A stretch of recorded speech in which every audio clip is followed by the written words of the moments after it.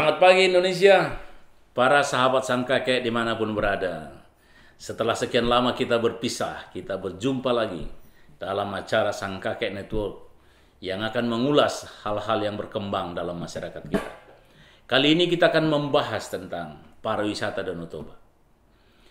Presiden Jokowi sejak masa kepemerintahannya telah melakukan upaya-upaya besar, kalau boleh kita sebut lompatan-lompatan besar dalam pengembangan pariwisata di Indonesia. Secara umum, beliau menetapkan ada 10 destinasi wisata baru selain Bali. Salah satunya adalah kawasan Danau Toba. Sesungguhnya kawasan Danau Toba sudah disebut dan diputuskan menjadi kawasan strategis nasional dalam Perpres tahun 2014, masa atau ujung dari kepemerintahan Presiden Susilo Bambang Yudhoyono. Tetapi itu hanya berupa aturan. Ketika Jokowi menjadi presiden tahun 2014, beliau seakan melakukan upaya yang sangat luar biasa dalam pengembangan kawasan Danau Toba sebagai kawasan strategis nasional menjadi destinasi wisata atau tujuan wisata yang sangat diperhatikan secara detail, dikembangkan, dan anggaran-anggaran juga diturunkan untuk membangun pelabuhan-pelabuhan, sarana-sarana lain, dan dengan niat untuk mengembangkan pariwisata Danau Toba. Dalam era-era awal dari Presiden Jokowi sendiri yang langsung turun beberapa kali, bahkan dalam setahun bisa berulang-ulang turun ke kawasan Danau Toba. Ketika itu ditunjuk Menteri Pariwisata adalah Wisnu Tama. Tetapi di tengah jalan terjadi lagi semacam reshuffle. Wisnu Tama diganti menjadi Sandiaga Uno. Nah, yang menarik, figur Sandiaga Uno ini saya akan memahami apa visi dan misi Presiden Jokowi tentang pengembangan kawasan pariwisata, khususnya Danau Toba. Beliau dengan sangat intens juga melakukan kunjungan-kunjungan, motivasi-motivasi untuk pengembangan kawasan pariwisata Danau Toba tersebut.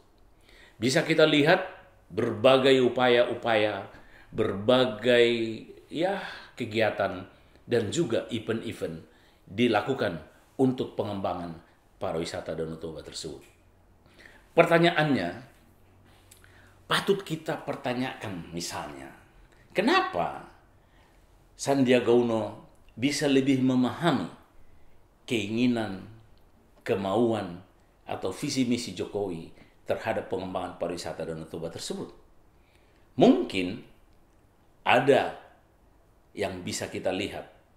Ketika Wisnu Tama sebagai Menteri Pariwisata, mungkin dia melihat pariwisata Indonesia secara umum, tidak melihat kawasan Danau Toba sebagai sebuah daerah atau kawasan yang seharusnya patut menjadi perhatian selain Labuan Bajo dan yang lain-lain, yang 10 destinasi wisata yang ditetapkan oleh Presiden Jokowi tersebut.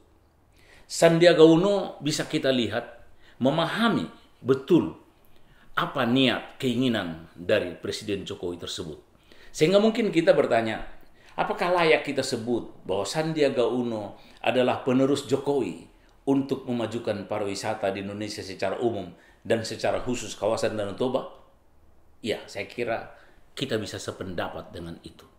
Oleh karena itu, maka harapan kita, keinginan, visi, dan misi pemerintah, khususnya dari Presiden Jokowi, yang bisa diteruskan oleh Sandiaga Uno, patut didukung oleh masyarakat, khususnya masyarakat yang tinggal di kawasan Danau Toba, untuk mendukung pariwisata kita menjadi destinasi wisata unggulan, sehingga masyarakat setempat bisa menikmati hasil dari apa yang disebut pembangunan pariwisata kawasan Danau Toba tersebut. Banyak hal-hal yang muncul, misalnya ada juga upaya-upaya tersendiri dari masyarakat atau partisipasi masyarakat. Misalnya ada patung Tuhan Yesus di Sibeabea yang sedang dibangun, tapi sudah meledak. Kunjungannya juga tak kunjung reda. Bahkan waktu Natal tahun baru kemarin macet total kawasan Sibeabea. Padahal patungnya sendiri belum selesai. Juga ada si Holta misalnya, foto tradisional dan souvenir untuk pusat oleh-oleh di Siborong-Borong. Sipisur juga dikembangkan, Huta Gijang juga, Samosir juga banyak mengembangkan dan membuat event-event. Apa yang kita lihat dari sini? Harapan kita adalah pemerintah melalui Kementerian Pariwisata yang dipimpin Sandiaga Uno bekerja sama dengan semua stakeholder, para pemangku kepentingan pariwisata di kawasan Danau Toba, patut harus duduk bersama-sama, mencari dan meningkatkan apalagi yang harus kita lakukan demi pengembangan pariwisata kawasan Danau Toba sebagaimana diimpikan dan dicita-citakan oleh Presiden Jokowi kita yang sangat luar biasa perhatiannya kepada pariwisata Danau Toba. Pertanyaan itu harus kita jawab. Siapakah yang seharusnya ikut bertanggung jawab terhadap pengembangan pariwisata kawasan Danau Toba ini? Banyak sekali para perantau yang kerjanya hanya mengkritik. Nanti ini tidak ramah dan segala macam. Tetapi tidak pernah bertanya apa yang bisa saya lakukan kepada kampung halaman saya, kawasan pariwisata Danau Toba yang sudah sungguh luar biasa dikembangkan oleh pemerintah melalui visi misi dari Presiden Jokowi yang diteruskan oleh Sandiaga Uno sekarang. Ketika kita hanya mengkritik, ketika kita hanya melihat kelemahan kampung halaman kita, tapi kita tidak pernah berbuat apapun, sebetulnya kita bukan saja tidak membantu, tapi malah sudah mengganggu. Kritik itu penting sepanjang kritik itu konstruktif, membangun.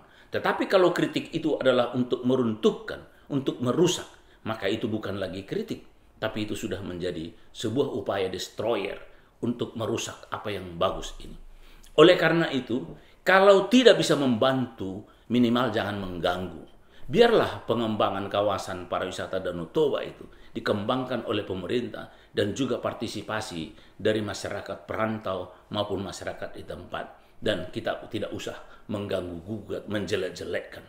Karena banyak para perantau juga bukan saja tidak mengharumkan kawasan pariwisata Danau Toba, tapi malah menjelek-jelekkan karena dengan sebuah pengalaman yang mungkin saja itu benar. Tetapi tidak semua kenyataan itu harus kita sebut. Tapi mari kita bersama-sama dengan pemerintah, bersama Menteri Pariwisata, bersama Presiden, kita bangun pariwisata kawasan Danau Toba yang akan membawa dampak ekonomi bagi masyarakat Indonesia secara umum dan juga masyarakat kawasan Danau Toba secara khusus. Ayo, mari kita bangun pariwisata kawasan Danau Toba. Ayo, mari bergandengan tangan pemerintah dan masyarakat, perantau juga dibutuhkan partisipasinya. Semoga doa, harapan, partisipasi kita bisa mewujudkan kawasan Danau Toba sebagai destinasi wisata yang layak untuk berkembang dan bisa menjadi kebanggaan kita dan bisa menjadi sumber ekonomi bagi masyarakat sekitarnya. Demikian kami sampaikan ulasan kita tentang kawasan pariwisata. Salam, terima kasih. Ngopi dulu.